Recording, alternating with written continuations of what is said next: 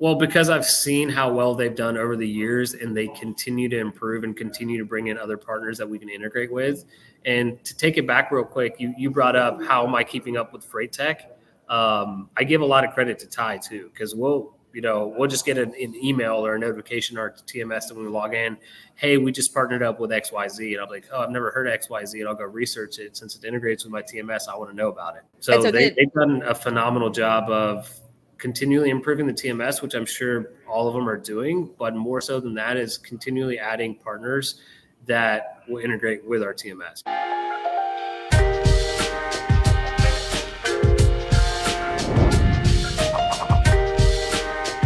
Welcome into another episode of Everything is Logistics, a podcast for the thinkers in freight. We are proudly presented by SPI Logistics and Tai Software, and we've got another great episode for you today. I'm your host, Blythe Brumleve, and I'm happy to welcome in Ali Shafi. He is the CEO of SIO Logistics, and we're going to be talking about how he's grown his brokerage tremendously over the last few years. I believe you guys opened your doors in 2018, but also how a TMS choice has helped to propel that growth. So, Ali, welcome to the show. Hey, thanks for having me. Excited to talk today. Absolutely. Now, this episode, I do have to give the, sort of disclaimer out there that this episode is in partnership with Tai Software. So we are going to get into sort of the nitty gritty of what all goes into choosing a TMS. So we're going to get into that in a little bit. But first, Ali, I want to hear more about your journey into logistics, because I always find it interesting of how people, whether they found logistics or logistics found them, how it just sort of, and tangled you and then just doesn't let you go. So how did you get started? Yeah, I think you said it perfectly. It doesn't let you go, right? So I had just graduated college and I went into a big box brokerage for an interview. They put me out on the floor. I did a shadow session. Within 30 minutes, I knew this is what I was born for. It was just a match made in heaven. They ran a cradle to grave model. So you're negotiating both on the customer side and the carrier side. And so the job was negotiation, and I naturally just live for that. I'm one of those guys that I'm not much of like a penny pincher, but I just need to be made. I just want to feel like I won that negotiation. I got a deal and I'll buy. And I like doing that to people that I'm talking to. And so I fell in love with it. I worked there for about two and a half years, and I decided that I wanted to do my own thing. And so I sat out a year for my non-compete. I got SIO Logistics off the ground. My buddy and my partner, Cody Brown, joined me in 2019, and he worked at that same brokerage.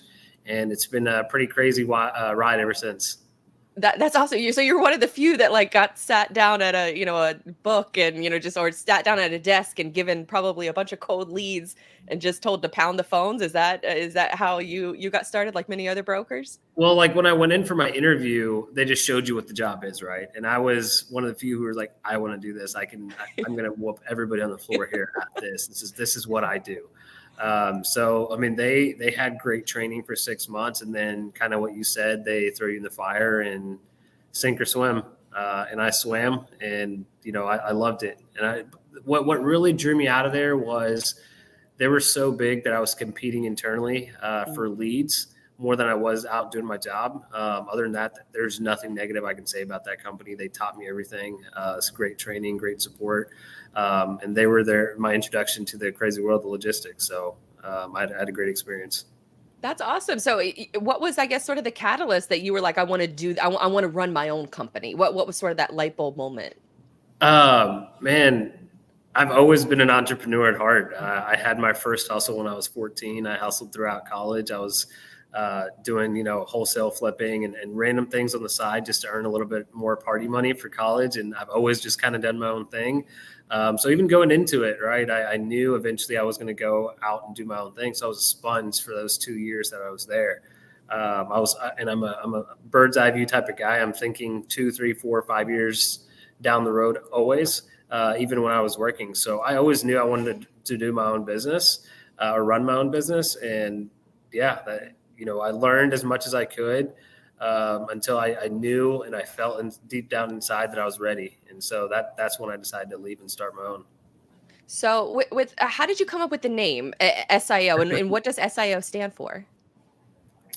I'm glad you asked. It's a very common phrase in our industry. Stands for send it over. So you got freight. Oh, nice. Yeah. Because I was looking at your company LinkedIn and your LinkedIn to prep for this interview, and I kept seeing the hashtag send it over, but I didn't put two and two together. And at first I was like, is it CO? Is it SIO? And then I was listening to another interview that you did. Shout out to Mary O'Connell over at Freightwaves. So I was listening to that interview and heard her say SIO, and I said, oh, so I didn't put two and two together. So thank you for putting that together for us. I'm glad you asked, because my mom still till this day calls it SIO, and it grinds my gears. Thank God I didn't ask before. I asked beforehand instead of, just assuming that it was SIO. Yeah. So take me to, so you started in 2018. Obviously that was a completely different market. We saw the, sort of rapid, I guess, ceasing of all business during COVID for 5 or 6 months, but then there's the incredible boom that happened right after that, the incredible boom for freight brokerages, and then the current market conditions that we're dealing with right now, where it's an extremely tight market. So how have you sort of prioritized what growth levels to pull during your time as a business owner? Yeah.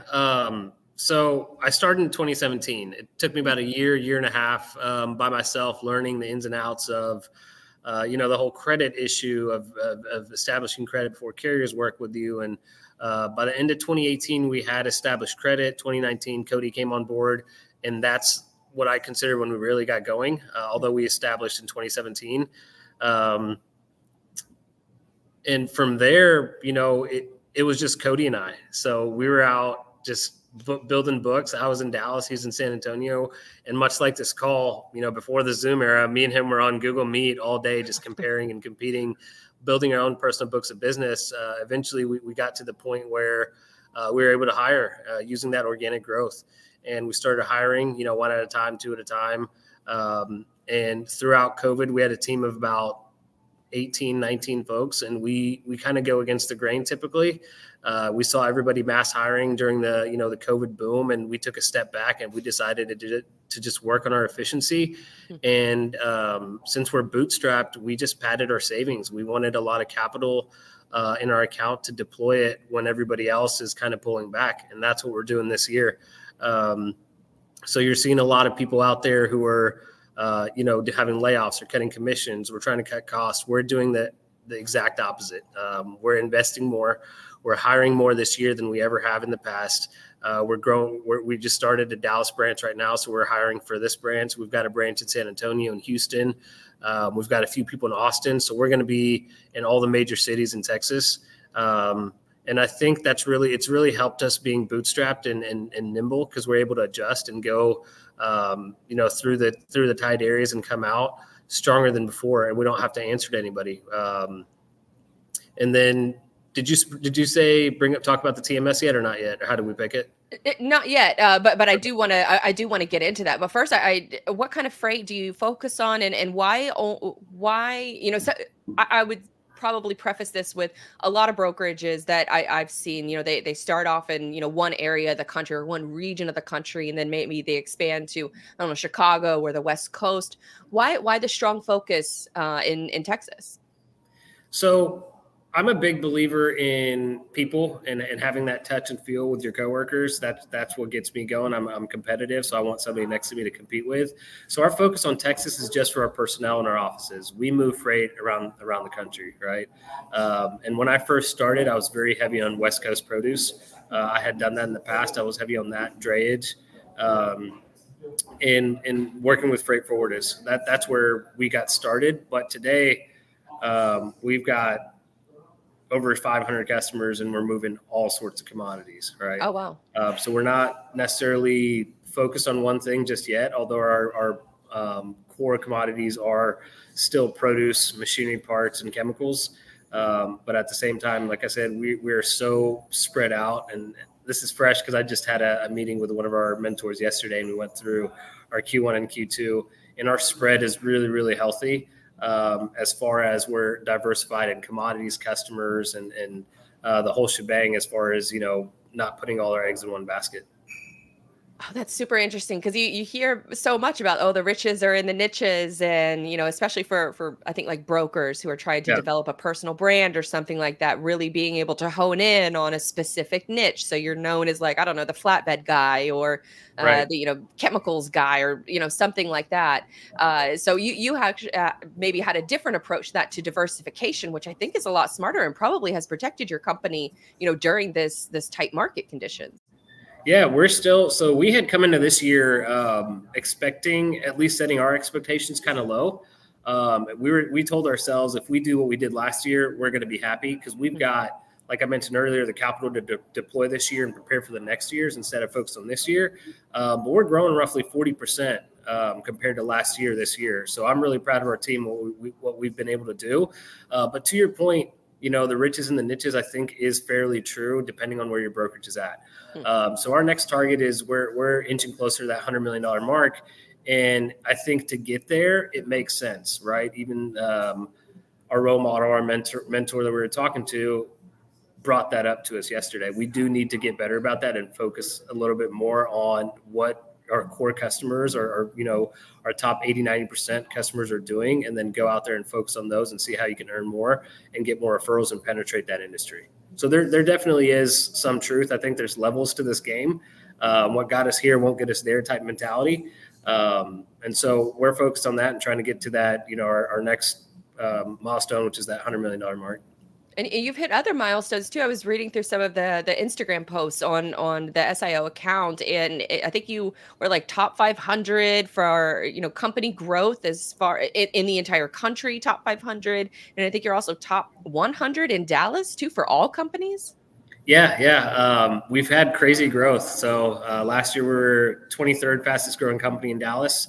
We're top 15% in the nation. So I think Nice. our ranking was 650 out of 5,000. And we're top 15% fastest growing companies in the nation. Are you in freight sales with a book of business looking for a new home? Or perhaps you're a freight agent in need of a better partnership? These are the kinds of conversations we're exploring in our podcast interview series called The Freight Agent Trenches, sponsored by SPI Logistics.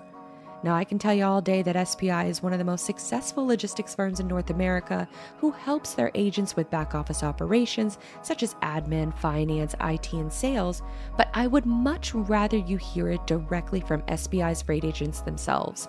And what better way to do that than by listening to the experienced freight agents tell their stories behind the how and the why they joined SPI. Hit the freight agent link in our show notes to listen to these conversations, or if you're ready to make the jump, visit spi3pl.com. Now, since you got started, obviously there has been just a boom of not just, business or sort of the market fluctuations of business and that side of things, but there's also a boom in the technology side of things too, especially in freight tech.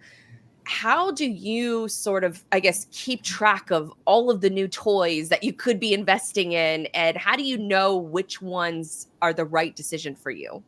Yeah.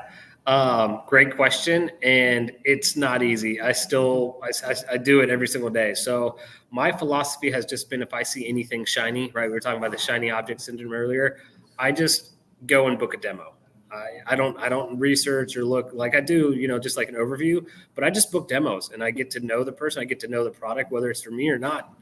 That I figure out afterwards, but at least I know what's out there in the market. If it's not for me today, maybe one day it will be for me. As long as I know what's out on the market and what works for me. That's been my philosophy. And I've done so many demos that way. And I've learned a lot about how people demo and what you need to look out for, what keywords to look out for, right? Like roadmap. I hate that word. Yeah. When you ask questions and they say it's on the roadmap, just take it as a no. But that's what's worked for me. And we've onboarded a lot of technology partners this year. Oh, wow. So yeah, I would imagine that the demo part of it has been crucial. Now, how do you sort of take the approach of you, the executive, versus like the broker that's making the phone calls? How do you determine like what's the right technology to invest in from your perspective versus like the broker on the floor perspective? Yeah. So I'm a big believer in perfecting and then delegating. So everything that everyone here does, I've done it before. To not just like once, right? In my opinion, I've perfected it before I've had delegation or had somebody else take over that role. And just to give you some insight, I'm handling everything operations at the business today. My partner Cody does everything sales related, so we sync up, and we've got sales managers and operations managers, and try to, fill those gaps that we have. So I'm really, really focused on operations this year, while Cody's handling everything sales, and then. The dream is to have both of them talk to each other. And we went through pretty big organizational changes this month. On the first, we went through like a hybrid split model. We've been traditionally cradle to grave, and we just recently kind of went into it, not a full split, we call it a hybrid split model. So that's been really fun and exciting, and I think it's going to really play out well with all the freight tech that's out there, because most of the freight tech right now is focused towards the buzzword AI and automating all your back-end tasks, which I think we're really close to doing that. So a part of that big, I would imagine a part of that, the largest investment that you could practically make, I think is on the TMS side of things. So with that being such a large investment of not just money, but time as well, talk to me a little bit about, like, while the company was growing and while you were experiencing this growth, but also kind of, holding back a little to choose which investments to make. What were some of the things that stood out most to you as far as the lack of features that your previous TMS provider had? And, without dropping any, names or anything like that, but what were some of those features that were missing or challenging from your old TMS provider that you said or told you that you got to make a change? Sure. I think just the lack of scalability and the lack of integrations, and not wanting to have an open API because they thought other people were their competitors. There's a lot of manual stuff going on, a lot of manual uploading. Ever since I've been using Tai, I almost forgot about all the things that the previous CMS didn't do. But it was it was desktop based. It wasn't web based. Mm-hmm. It didn't integrate with anything. It didn't have any automation. Tracking and check calls were a nightmare. Just a lot of manual entry. And not that it matters, but it does. Their UI was terrible. I think I might know who you're talking about, but. But what was take me to the moment that you were like, that's it, I'm done with this TMS, I'm going to start shopping? Yeah. I was still pretty in the weeds of the business when I started shopping that. And I was doing a lot of our accounting. And I think that's what the straw that broke the camel's back was, how hectic just doing simple things like sending an invoice to a customer was. We were getting PODs. We'd have to extract the POD from the carrier invoice. We'd have to download the invoice from the TMS, combine them, find out where the customer's email is, manually email them invoices. And at that point, I think we were probably just doing about 100 loads, 150 loads a week. And so even that was enough. So I knew that we needed a change, and we needed one for the long term, because changing a TMS is not something you want to do more than once. And we spent a long time researching it. How long did you spend? I think it was like 8 or 9 months. Oh, wow. Yeah. And I think, before we hit record, you said that you created, a whole like comparison sheet doc. So, how, with your previous statement of, I take part in a lot of demos, I imagine you took part in a lot of TMS demos during this process. Oh, yeah. Yeah. We had I've got like a Google sheet with a CRM and a VoIP and a TMS competitive analysis. So all the major players, it's probably in there. And we went through kind of what we were looking for and who checked the boxes where. And I think it came down to 2 of them. And I'm so glad we went with Tai. Why is that? What are the first things when you say a statement like that? What are the first things that come to mind that make you thankful for choosing Tai? Well, because I've seen how well they've done over the years, and they continue to improve and continue to bring in other partners that we can integrate with. And to take it back real quick, you brought up how am I keeping up with freight tech? I give a lot of credit to Tai too, because we'll just get an email or a notification or TMS when we log in. Hey, we just partnered up with XYZ. And I'm like, oh, I've never heard of XYZ. And I'll go research it. Since it integrates with my TMS, I want to know about it. So they've done a phenomenal job of continually improving the TMS, which I'm sure all of them are doing. But more so than that is continually adding partners that will integrate with our TMS. Because I'm a big believer in just having the TMS is the heart of our business, right? So I want to have everything that plugs into my heart instead of having multiple tabs and having, sales guys, operations guys all go to different tabs and work with different softwares. I want everything as much as possible in the heart of my business, which is the TMS. And I think you brought up a point earlier that really resonated with me because I worked at a freight brokerage before, and I remember during like the middle of my tenure there, we made a TMS switch, and we made the CIO at the time made the switch to the new TMS provider, but he didn't consult with anybody else, any of, I guess, sort of the in the trenches employees, and it caused havoc in our accounting department, where accounting was pretty much having to do all of those manual processes. But now it was just doubled because the previous system did do that. But the new system that we moved to did not have that key piece of the accounting integration into it. And it seems like such a massive just oversight. But once all the money is committed, I mean, that was just the route that we were going down regardless. And so it was more of like a custom built option. So that was, in and of itself had its own flaws and issues. But I'm curious as to what was sort of like the, I guess, table stakes of what you were looking for in a TMS, that if, this company just didn't have XYZ, I'm not even going to get on a demo with them or entertain this as a long-term option. Yeah.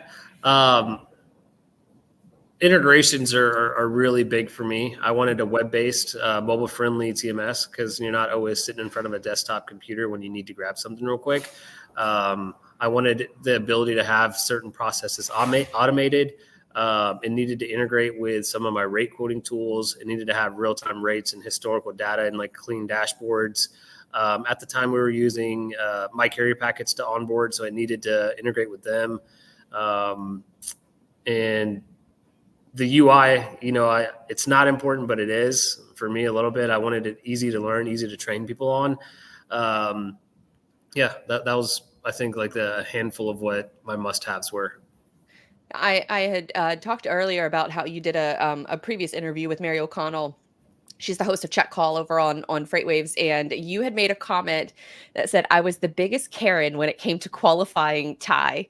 Now I have to ask, like, what were some of those like Karen style questions that you were probably berating the poor Tai team with, but important questions? Those guys were great to work with. But I think I was just so stuck in my ways at that point because I'd only had experience at a big box brokerage and at a fairly outdated TMS. And so I was so focused in my own ways and I wanted it done a certain way. And the guys at Tai helped me realize that, hey, there's better ways to do this. And they showed me how. So I was I'd be nitpicking every little thing. They'd be like, hey, you could do it like this. I'm like, well, what if this happens? Okay. If that happens, you can do this. And the thing that really, really stuck out with Tai was they stood behind their product regardless of what questions and how many times I asked them. And even down till, their annual agreement, they were open enough to say, listen, we want to work with you. If you're not happy, you let me know. I'll put it in writing. I'll let you out of your annual agreement. That spoke volumes to me. Wow, that's a pretty big. I mean, usually it's the complete opposite of Right. what a software vendor would say. Like, no, sorry, you're locked in. Gotcha. Sort of thing. Typically it's okay. You're signed. Here's the account executive. See you later. Yeah, and I think that is where, especially with my conversation, like I'm not a freight broker. I never have been, but I have sat next to a freight broker floor. I don't know if that experience counts where I hear them yelling and banging the phones down on the desk and cursing each other out, or the reverse, cursing other people out on the phone.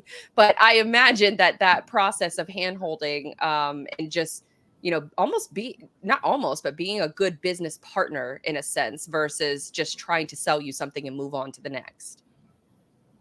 Oh, they're. I would certainly consider them a business partner more than just like a vendor, right? So I talked to Mitch, who's the CEO over there, and he's super open. If I ever have any questions, it's a lot of the times they're like basic questions that probably his data entry guy could answer, but he's always available and willing to just hop on and he'll answer my questions and more. He'll be like, hey, by the way, have you checked this out? I'm like, oh, I didn't even know you guys had that. He's like, you need to check it out. So they've got a lot going on and a lot to offer. And I think the way that they've grown and still able to keep that customer relationship and that small mom and pop shop type feeling, I love that. And I love supporting people like that.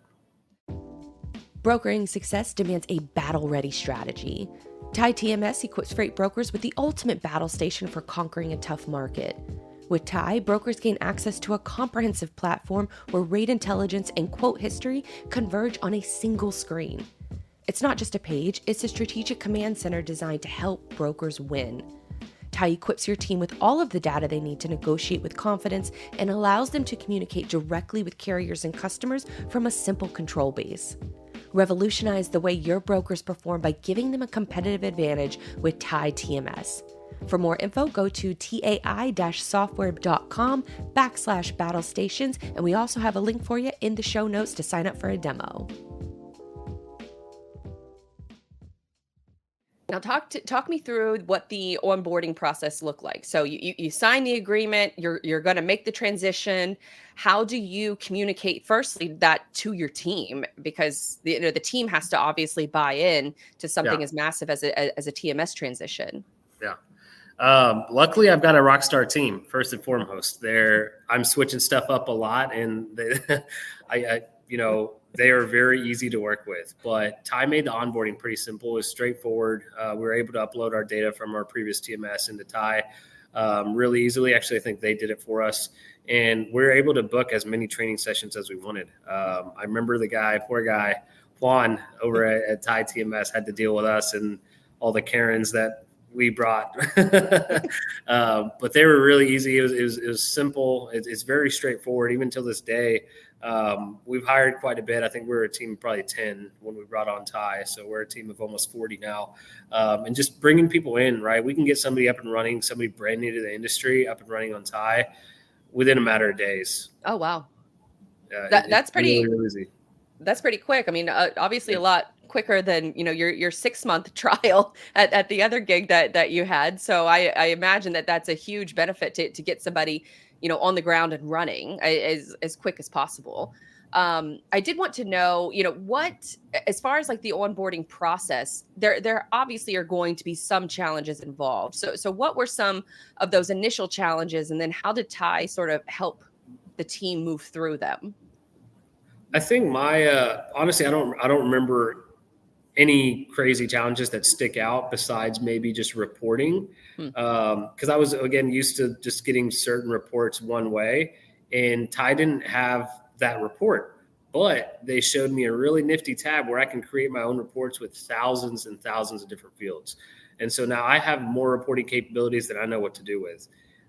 So once I learned that, it was off to the races. So besides reporting, I don't remember or recall having any issues that stick out, because it's been a couple of years since we onboarded with them.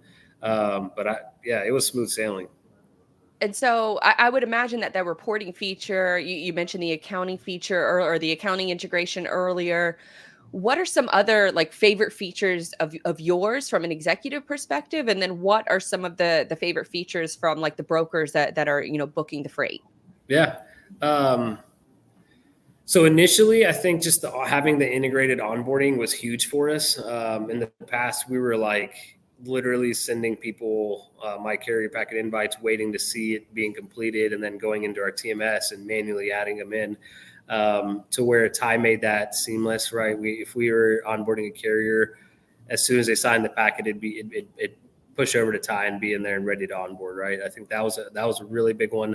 I know for my accounting team, it was night and day difference, because if a carrier would turn in a lumper or a POD, whatever, it automatically would get attached to their invoice. There's no more extracting and combining files. You can send out an invoice in like a matter of clicks. Check calls was a big one. You can come in and just highlight every single one of your loads and shoot out a text to the drivers or an email to the dispatcher and get your check call updates. The customer-facing tracking is a big one, right? So I use this of, when you buy a $15 frying pan from Amazon, it'll ping your phone when it's 4 doors down. Like, do you need to know that? No. But is it kind of nice getting that notification? Yes. So your customers kind of want, you should, even though they're not saying, hey, I want tracking or I need tracking, you need to provide it to them.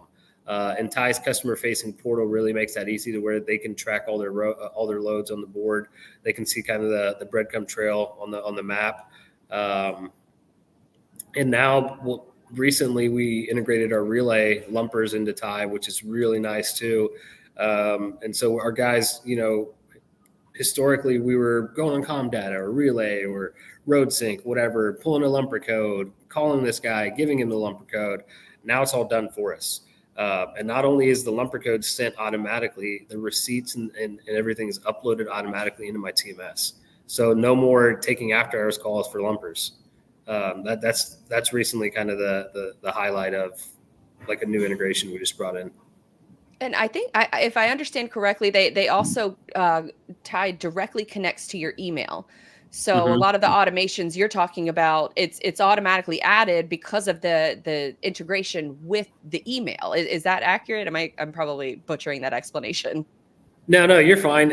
Yeah, your email is connected to the TMS, so you're able to send like your rate confirmations. You can even use their imaging capture software that Tai has, that you can build loads directly from your inbox in the TMS.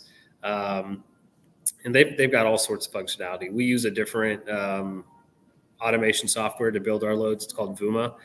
They've done a really good job, and they're integrated with Tai as well. So we're able to push our loads directly for inbox right into Tai instantly.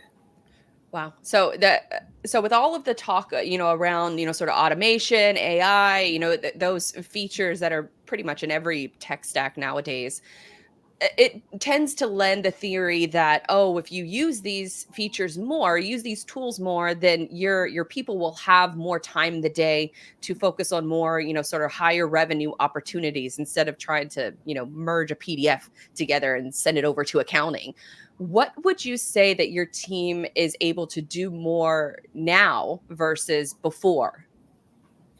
I think we're still getting there. We're nowhere near perfect, but since we're working through our split model right now, our sales reps are able to do what they're supposed to do and what they're good at, sell more. Our operations reps are able to do what they're good at and what they're hired for, and that is to create more capacity and book more loads and book more freight and take more freight.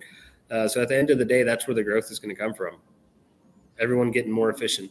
I was talking to another executive just a couple of weeks ago, and his goal for his team and his software is an operational rep to handle 200 loads per day.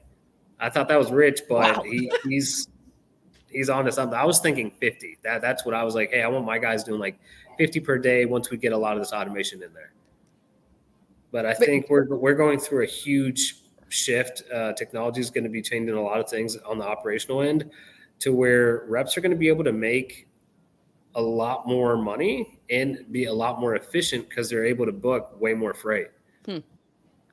What do you think the future of like sort of the freight broker role looks like? Because I do hear, sort of talk about, freight brokers are going to be replaced. It's 90% of their jobs are going to be automated. How are you thinking about that? I don't think the freight broker ever gets replaced. The relationship is one thing that, a robot or AI can't do. I do think that you're going to have to be more competitive as far as the back end goes. I think our overheads, as far as body count goes, coming back to my previous point, each person is just going to be way more efficient on the operational side. So I'm just splitting it up, coming down to one guy who's handling 20 loads a day. That's a lot. If you think about it, about a year ago. Now with technology, that same guy's doing 100 a day. So you don't need as many bodies to do the same amount of work. So what do? You go out and get more work. Yeah, very true. So, okay. So last couple questions here. If somebody maybe an executive at, another 3PL is thinking about making, that maybe they echo a lot of the, sort of the frustrations that you were experiencing, and they're thinking about maybe it's time to make a switch. What advice would you give them on hunting for, a new TMS? So I was really big about just making sure that everything is in one spot, right? So regardless of what your stack looks like today, again, I think 2, 3, 4 years ahead. I want to see what that company's doing, what they've done in the past, who they're working with. Always ask for references of some of their current clients, and you want different tiers of those clients, right? I don't want just one $600 million brokerage. I want a $4 million one. I want a $30 million one. I want a bigger client, and then go out and talk to them. I think our industry is really open to helping each other out, and people are open to discussing and giving you the real feedback, and including myself. If anyone's thinking about switching over to Tai, I'm more than happy to set up a call and tell them my true feedback, which I've given here as well. Awesome. Well, perfect. All right. Last question, or last couple questions here. What's on? I was about to say roadmap. What's on the roadmap for SIO? But what do you have planned in the future? Is maybe a better phrase. As far as what, technology, or what? Yeah, What are we what talking? about for the plans for the rest of this year? How you're preparing for 2025? Can you actually prepare for 2025 right now, or are you just adjusting to the market conditions as they come? No, we're absolutely preparing for 2025, and we have been all year. What I mentioned earlier is we were taking 2024 as our quote unquote pause year.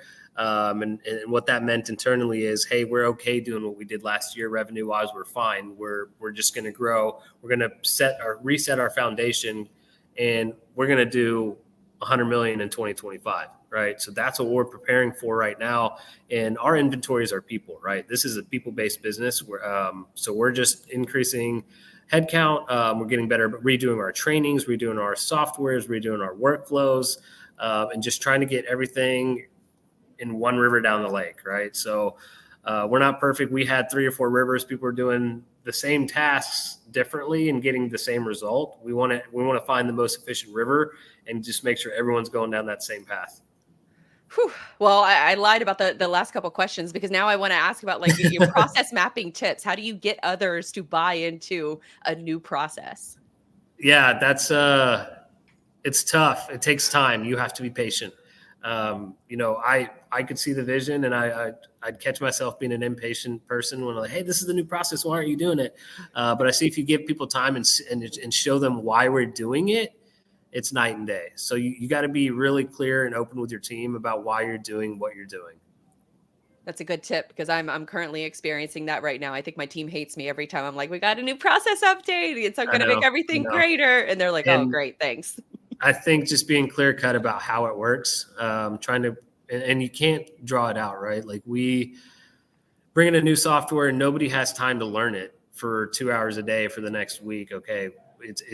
I've seen it works better if you just do a really, really simple SOP with pictures. I use this web extension called Tango that works really well, but just as simple as you can make it.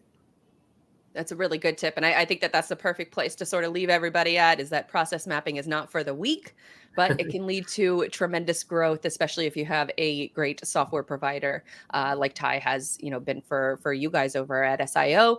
And so where can folks, follow you, follow more of your work, connect with SIO, all that good stuff?